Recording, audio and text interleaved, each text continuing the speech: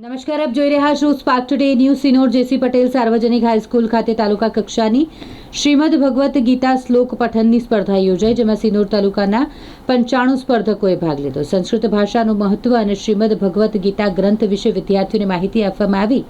વિદ્યાર્થીઓ દ્વારા શ્રીમદ ભગવત ગીતા પર શ્લોકો બોલવામાં આવ્યા. શ્લોકો દ્વારા વિદ્યાર્થીઓએ પૂજન કર્યું.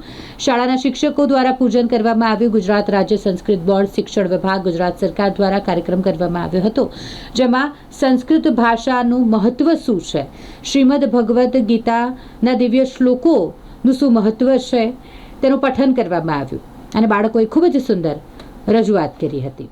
સંસ્કૃત યોજના અંતર્ગત શ્રીમદ ભગવદ્ ગીતા પૂજન અને સમ શ્લોક પઠનની સ્પર્ધા નિમિત્તે આજરોજ સિનોર તાલુકામાં જેસી પટેલ સાર્વજનિક હાઈસ્કૂલ સિનોરના આ હોલમાં સંસ્કૃત પૂજન અને શ્રીમદ ભગવદ્ ગીતા પૂજનનો એક કાર્યક્રમ યોજાયો, જેમાં સિનોર તાલુકામાંથી સંસ્કૃત વિષય પર કંઠસ્થ કરેલા શ્રીમદ ભગવદ્ ગીતાના શ્લોકોનું ગાન કરવા માટે તાલુકામાંથી સર્વે વિદ્યાર્થીઓ પધાર્યા. તે બદલ તે સૌનો હું આભાર માનું છું.